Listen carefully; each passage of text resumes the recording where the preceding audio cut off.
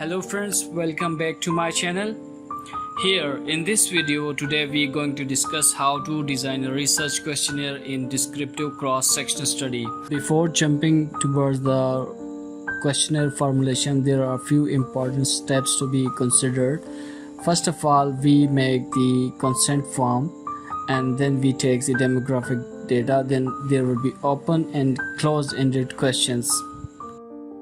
So the first step is topic selection. For example, I have selected a descriptive cross-section study assessing the knowledge, attitude, perception of doctors toward the management of dengue fever in Pakistan. So followed by our topic we have selected for the assessment and perception. Our questionnaire must contain the following sections.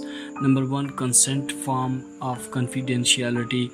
Number 2 is the demographic data, and then we will go for the management of dengue, then factors affecting for the treatment of dengue and diagnosing of the disease. Then we will have the question about the preventive measures, and then finally the treatment. Now we're just getting started to make our consent form.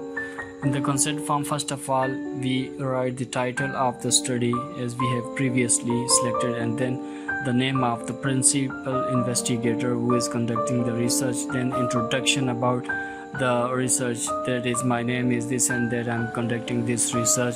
Then give a background information about a certain disease or the topic you have selected for your study, and what is the purpose of your study, why you conducting this study, and what would be your procedure for conducting this study.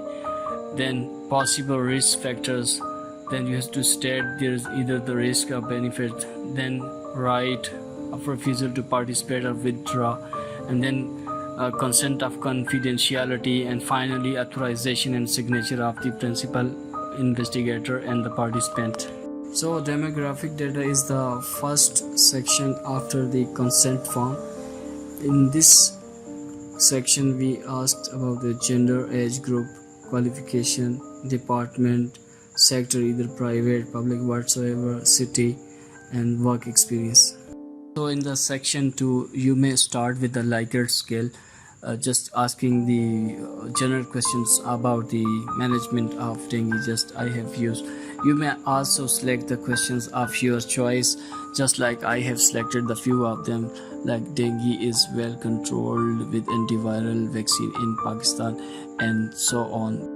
Similarly, in the section 3 you may ask the closed-ended questions, Likert scale, or open-ended questions, just like the factors affecting on the treatment, like generalized behavior, cultural behavior, and lack of awareness, and many more questions. Respectively, in the section 4 you are more specific about your topic by assessing the knowledge as well as you taking the opinion with the closed-end questions. Just like you can read out the questions I have prepared with the valid questions.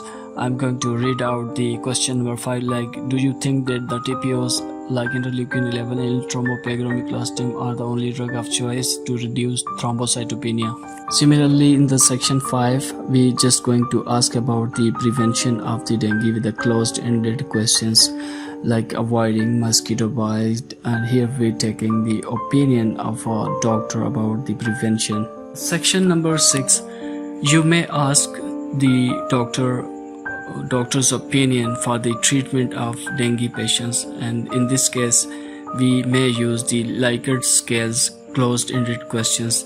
You must be aware that the question you use should be fully validated with a strong background.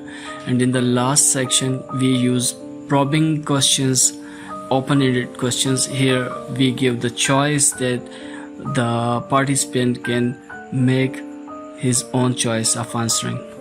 So guys, thank you so much for watching my video and giving your precious time.